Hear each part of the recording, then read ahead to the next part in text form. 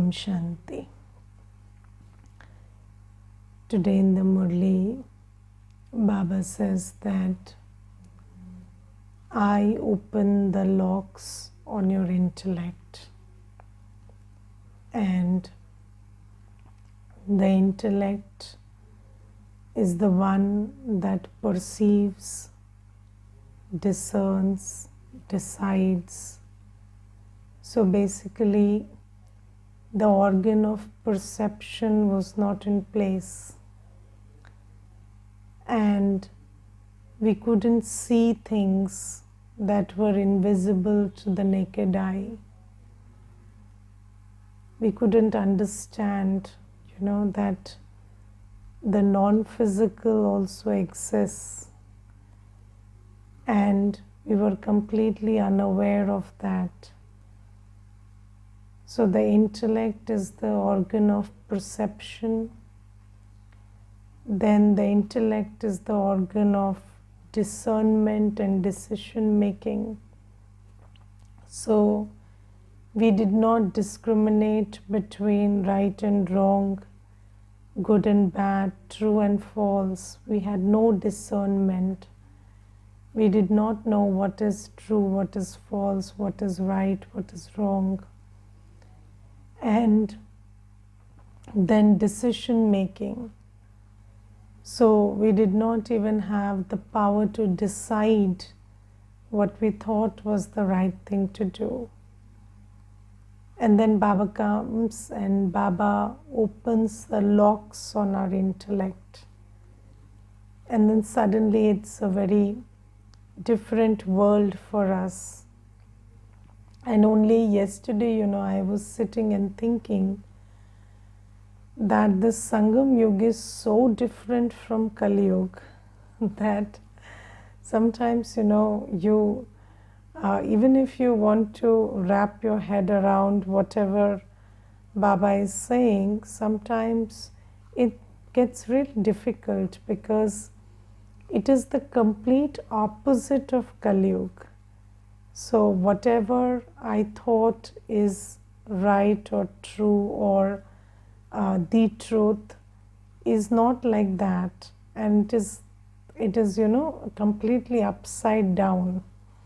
So Baba says that but this is what it is, and Baba says that whatever you thought was untrue and whatever you believed was untrue.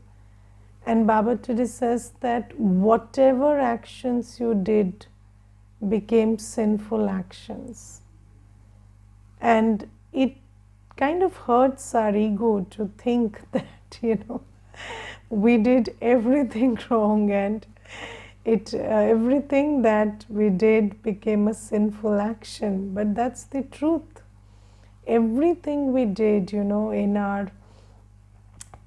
so we obviously we thought that we are doing the right thing and we are doing the most righteous thing and we are being right and very moral and we are good people, and we did everything according to morality and with great intention. But Baba says when your intellect was locked, you couldn't see anything, you couldn't discern, you couldn't decide. So basically you had the best of intentions, but all you did was create sinful action.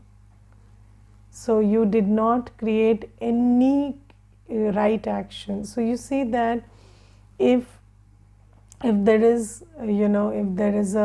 if there is complete lack of vision in a person, so let's say there is somebody whose vision is completely impaired, then what happens? Even if they are striving very hard, they are trying to find the way, they are making effort, but probably they are only moving towards stumbling because that person is not able to see. So I think the intellect is like eyes for the soul, and then it is also the discernment and decision making faculty. So when we don't have eyes, how can we see, or how can we differentiate between true, untrue, right, wrong? No vision at all. So the intellect was completely non-functional. And then and today Baba also tells that, the mind creates these stormy thoughts, these sinful thoughts, and then when there is no intellect in place, when the intellect is dysfunctional or powerless, then what happens is those sinful actions come, those sinful thoughts come into action. Yes, so 63 births of sanskaras we created, and do your sanskars, so just ask yourself, do your sanskars drive you to do anything good in the day? So they will tell you waste time, they will tell you, watch unnecessary stuff. They will always, the mind is always creating thoughts which prod you towards creating sin. And then one sin becomes, so one vikar becomes more powerful than the other vikar, and then you switch. So let's say you're sitting idle, getting lazy, and then greed takes over. Then you start working and you think you're hard working, but then you're not working hard, you're working because money is driving you. And then attachment takes over, and then you think you're missing your family, and then you go and spend time with them and act out of attachment, and then you think that I'm a very balanced person. You see, I'm balancing work and I'm balancing relationships, but you're not balancing anything. One vikar has taken over the other. And then this dance of one vice taking over the other always keeps going on. And it was very interesting, when COVID was at its peak. So there was this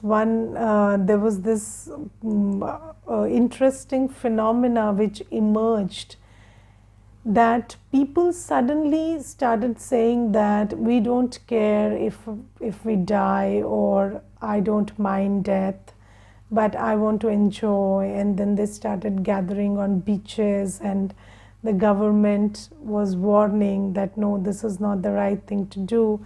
But suddenly people thought that no, even if I die, I have to enjoy. So then there was this one person who asked me, so you are teaching soul consciousness, and then you see God says you should be soul conscious, and one indication or indicator of soul consciousness is fearlessness. So do you think that people have become very soul conscious, so they don't mind dying, and they have overcome fear of death, and it's a good thing? So I said, no, it's that desire which has overtaken the sanskar of fear. So one vice supersedes another vice. So have you seen that sometimes your attachment will overtake your fear? So sometimes, when the child is in danger, then the father or the mother can jump from a height, or they can do things which are very, very superhuman, and then at that time they look like they are fearless, but it's not that they are fearless. It's like it's the vice of attachment which has overtaken the vice of fear. And then suddenly when the attachment goes down, then you're the same person, you're the same fearful person. So it's always one vice taking over the other, and it kind of keeps feeding our ego that we are very good people, and we are creating all good actions during the day, and I'm leading a very balanced life. But actually Maya is Maya is giving us full on entertainment, and Maya is engaging us multidimensionally and not letting us be aware of what's actually going on. So this is what is happening. So sometimes lust takes over, sometimes anger takes over. Sometimes, when you're angry, you don't mind. So I have seen people, when they get angry, they say, I don't mind who is listening, I don't mind what's happening, I don't mind the reputation, I have never cared about these things, and they will shout and embarrass themselves, embarrass others, do everything possible under the sun, because they are under the sway of anger. It's not like they have overcome that sense of ego that I want to look good. No. But at that point of time, they will start behaving like they don't mind if they look bad. So, but as soon as the anger subsides, they will clean up that whole place themselves. And then they will put all the labels together again and ensure that everything is proper, and then they will be concerned about who heard and who listened and what happened, or did the message go out right or not. And then they will also think about, what will I say when people ask. So it's not like you've become egoless, it's just that anger has taken over your ego. So Baba says that pretty much everything we do is just based on vices. It is dictated by vices. It is so people who look like they are very contented and complacent, they are basically lazy. So it's not contentment, it is laziness. So when you're very lazy, you act like you're very contented. And there is this one Kumar, and his mother is in Gyan, and he told his mother, you people are always hankering after money, money, money, and you want me to get a job, and you are always telling study, study because you want my money. But I'm not like that. I'm not a greedy person like you and my father. I am very contented, very chilled out, and so I don't mind if I don't earn or don't study. I can go and eat in a langar. I can be, very complacent, very happy and contented on my own. But then the next day he was telling me, give me 50,000, I want to buy an iPhone. So, so you see that the child needs everything, but they will try to hide that laziness or that unwillingness to make effort, and shroud it and package it nicely and say that this is my contentment. Or when you want to criticize and when you want to find faults with somebody, you will say that I am a well-wisher and I'm doing everything so that you are better off, and I'm very concerned about you. So we are always hiding our sins behind nice packaging. So, and Baba says that you keep doing this because you don't know how to do otherwise. There is no vision, there is no discernment, there is no decision making. You don't have anything because your intellect is dysfunctional. And then I come and I give you that intellect. So I give power to that intellect, and through Baba's Gyan there is self-realization. Self-realization in both ways. A, what is it that I'm doing wrong? And B, what are my capacities and what am I really capable of doing? So Baba puts the intellect in place, and of course it takes time. You see, if you are trying to, so have you seen those bottles which have their lids which have become out of place, and then you have to juggle with it a lot until it takes its position again.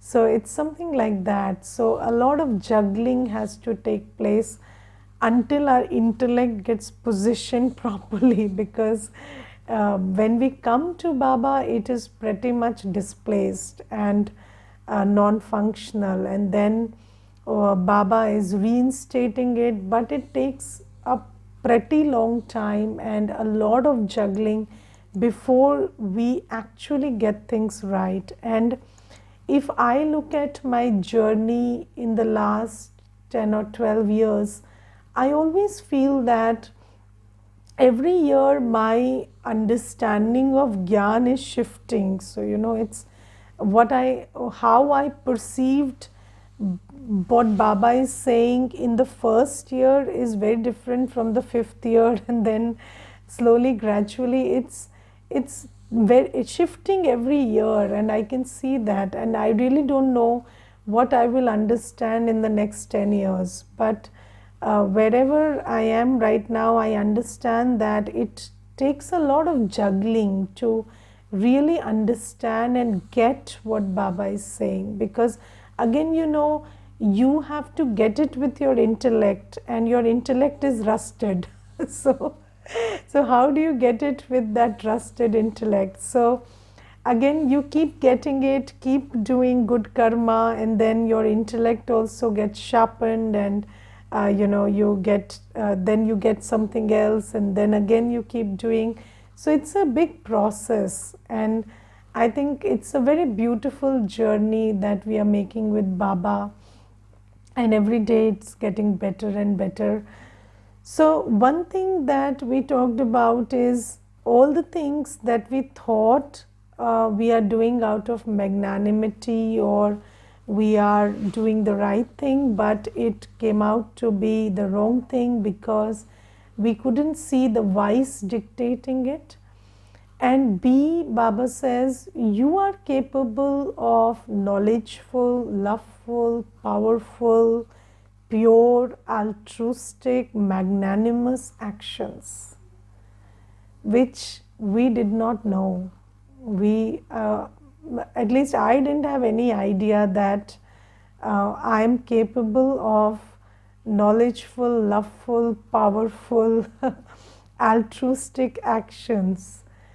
But Baba makes us realize that, and Baba brings us to a point where I realize I am a Devata.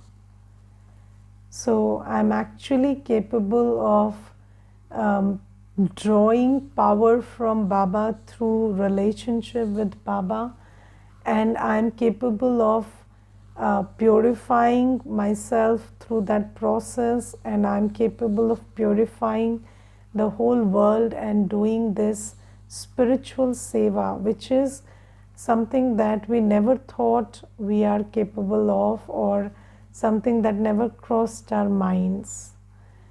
And so Baba is telling all these things, that until the Father comes and gives them true recognition, all their thoughts are sinful. And not only thoughts are sinful, our remembrances, our actions, everything is sinful. You see, we create so much of vikarma through remembrance. What are we remembering? What are we recalling? All that is giving us pain and making our wounds bleed. Yes, have you seen those children who don't know that a wound doesn't need to be scratched, otherwise it will bleed even more? And that's precisely what we keep doing all day. So we have wounded ourselves because we had no proper discernment. So we took sorrow. So A is, we took sorrow because there was no understanding that everybody is playing their part. Why am I taking sorrow? So do you understand that all the sorrow you took in that whole journey, and we only remember a very small part of it, which pertains to a part of this birth, but all 63 births we have taken a lot of sorrow out of lack of knowledge. Yes, and created a sin in that way also. And then now what we do is we keep scratching those wounds by remembering those incidents and those behaviors, and we keep revisiting that story we told ourselves which gave us so much pain. So that's also a kind of that's also a huge act of foolishness that we perform because our intellect is not in place. So Baba says that all these actions of remembrance, of thought, of words, so do you see that we could comfort people, we could give people happiness and knowledge and love through words, and what are we doing? All day we are hurting and creating sin through our words. And when I came to Gyan, I realized how much of paap we create through words. So we have the choice, to be compassionate and understanding and knowledgeful and encouraging and loveful and bringing happiness to somebody. But how are we using our faculty of words? Always pointing out others' weaknesses and looking at what's wrong with them and talking about stuff that's wrong with them. Even if it's wrong with them, will your saying it correct it? And if you want to correct it, say it in a manner that fulfills your purpose. Because our purpose is not being served, people are not getting corrected. So do you know the definition of insanity? When you keep doing something with one intention and it's not leading to that and you still keep doing that, that's insanity. So we are saying that we are correcting people around us by pointing out their mistakes and weaknesses and this and that, and nobody got corrected in these whole years of your life, and still you keep doing that. That's insanity. That's why Baba says you have lost it. So you are doing things which is not serving any purpose. And then Baba says that this power of remembrance, this capacity of thought, this capacity of speech, what you can do with your body, the actions you can perform, you can purify yourself and purify the world. And Baba says, I teach you these actions. I open the locks on your intellect. You had no idea what you're doing. And then Baba says that now that I have come, make it the number one purpose of your life to take your inheritance from me, because you lost it under the influence of Ravan. Now I'm giving it to you, so take it from me by connecting your buddhi with my buddhi all the time. And then today Baba underlines one thing, which is giving to, so when you, so the Baba uses the example of feeding Brahmins during Shraddh. And Baba says that people think that when a Brahmin eats, then they are creating punya karma out of it.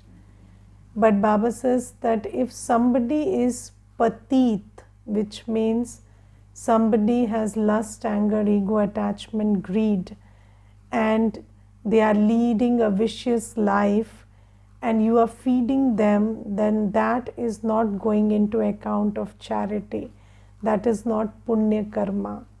So if you are giving away your resources to souls who are vicious in their life, those who are not embracing purity in their life, then that is not creating punya karma. That is creating paap karma. And So, and I remember, this is a very personal experience from childhood. So, my parents used to offer Shrad, and they used to call a pandit and feed the pandit. And once, there was this one person who was called, and he ate very greedily, and there was nothing aesthetic about that whole scene. It was a scene that put everyone off. And then after sending the pandit off, my father said, "This is my last Shraddh. From next time, I'm not calling any Brahmin and feeding him." So then I was little and I wondered what happened. And then I said, "What happened, Papa? Why will you not do this?" So my father said, "Mera baap aise nahi khata tha." So my father didn't eat like this. And I was not reminded of my father when he ate, and I felt very disgusted, and I'm not doing it from next time. So from that time onwards, that whole that custom broke, and nobody did it again in the household. So maybe my mother, slyly she would take something and get it to the temple. That was different, but she did it in private, so the father never knew about it. So Baba says, you see that uh, people who are vicious and conducting themselves with lust, anger, ego, attachment, greed, and you think that the ancestors are pleased when you eat them, it's just what you think, it's not what it is. And then Baba says that yesterday Baba in the Murli specified that when you offer bhog to Baba, in Shraddh also we offer bhog to Baba, then what are we doing? So pure souls, yogi souls, are preparing Brahma Bhojan. And in the center, yogis are cooking food. So in the center, there is no provision of calling someone from outside and getting food prepared. It is we sisters who prepare food. And then that Brahma Bhojan is offered to Baba, and the soul is immersed there, and then that soul is made to accept that bhog. So Baba says that's the kind of love you have to show to that soul, so that that soul gets that power from Brahma Bhojan. Because Baba says that in the Shastras it is said that even deities yearned for Brahma Bhojan. So Baba says that this Brahma Bhojan, which is prepared by yogis in remembrance of Baba, is only possible at this time, and this is what you do in Shraddh, not feed impure souls who have no dharana in their life. These days, people only wear different clothes, and because of those different clothes they say that I'm so and so or this and that. But if you look at the quality of life, there is no dharana in that life. So Baba says there is no point, you don't think that you are doing some punya karma by giving your resources or investing your resources in feeding a papatma. And then Baba says, and it is not just limited to Shraddh, whatever you are doing, the way you are spending money on marriages and on lustful, people, if all our money is spent on people who are not taking care of their lives, they have no intention to be pure. So all that money is only creating pap karma. Just look at that. And you know that Brahma Baba, he took care that he fulfilled his responsibilities of raising his children. So he, until the children became worthy and until the children grew up, they had to be fed and clothed and educated. That's the responsibility of the parent. But then he knew that if the child follows Baba's path and becomes pure good, otherwise I have got nothing to do with that child, because now I have fulfilled my duty.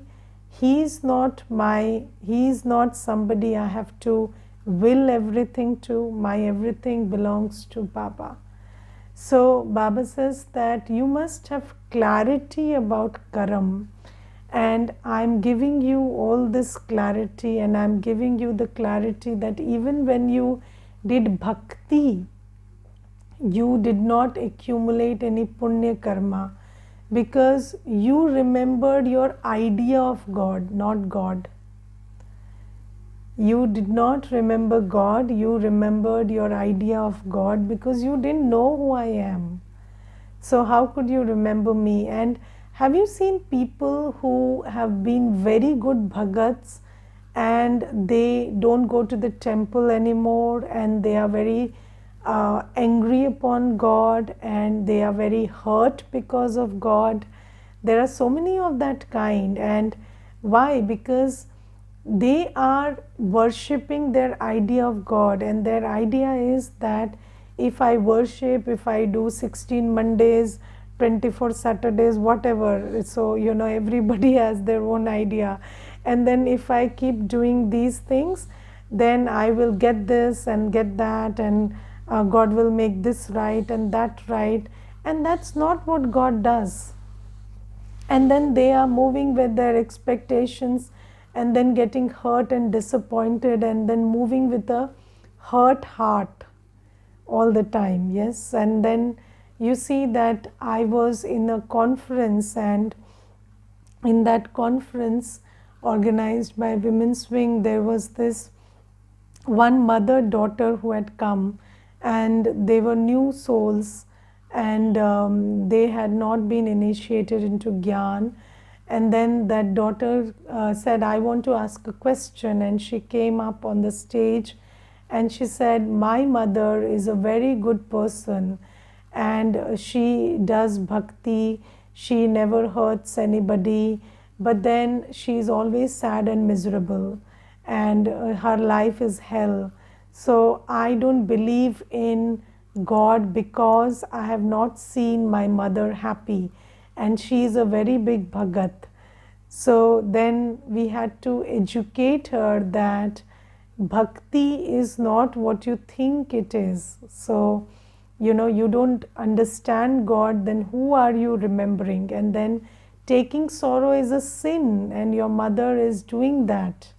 So she is not understanding that. Of course she can't understand, because the intellect is locked. But the thing is that until Baba comes, we don't understand that if you just take care that I don't hurt anybody, but you keep taking that hurt inside, then that is also a sin, because somebody is getting hurt eventually. So you have to not hurt anybody, and you have to not hurt yourself also. Then what do you have to do? You have to give that to Baba. Yes, you have to give that whole thing to Baba, and Baba will take it, and take knowledge and love and power from Baba and heal yourself. But if we don't know how to remember Baba, if we don't have this relationship, then we will keep taking hurt. So Baba says, whatever you did in bhakti also did not become good karma, because you had no idea who God is or what God says. So Baba says that now I am opening the locks on your intellect, and now you must understand what is right, what is wrong, what is the right way to do things, and now do it the right way. And the most important thing is be pure, be a yogi. Because if you don't take power from me, then even if you know what is right and wrong, you will still do the wrong thing. So this is something that Baba says. And then in the slogan, Baba says, when the boat and the boatman are strong, any storm becomes a gift. Yes, so who is the boatman? Baba. Who is the boat? You and I. That's the boat. So Baba is of course strong, but the boat also has to be strong. And do you know the problem with the boat? A little hole in the boat and all the water will go inside the boat. Yes, so good boat, very good looking boat, but a little tiny hole in the boat, and the boat will drown and also the boatman will drown with it. So this is why Baba says, if you don't plug every hole, if you don't understand that every hole needs to be plugged in, so you have to understand that no, there is no scope for being lazy or postponing. You have to follow every Shrimad. And if you don't do that, not only you drown, but you also may get me a bad name. Yes, so when people say, they say that this is what Brahma Kumars and Kumaris do, then we normal people are better than these people. Yes, so they will say that if first you are super normal, then you get reduced to abnormal when they see something wrong with you, and then you are drowning yourself and taking Baba along with you. And Baba says that when you are strong, then we will go across and every storm will become a gift. So have you seen that those sailors who have been through very rough weather and they have had a lot of experiences with stormy weather, they come in their old age, they have so many stories to tell, and they are so experienced, and they have so much knowledge about everything, because every storm brings a gift of realization, a gift of experience. But Baba says only when you are strong, then we will come to that gift. And in Hindi it is very nicely said, Tufan tohfa le aayega. So the storm will bring the gift with itself. And I will also share one more thing in this regard. Do you know when there is a storm in the sea, then there is something called the eye of the storm, which is always calm, and the ships which can make it to the eye of the storm, they get saved. So it's a whole whirlwind outside, and then there is this eye which is a safe place, and then they go there, and when they are able to drive up to that, then the whole storm will come and go and they will be safe. So Baba says, this eye of soul consciousness. So if you're always soul conscious, then storms will come and go, but you will be saved from every storm, and you will emerge as somebody who saw the storm but was not hurt by the storm. Okay.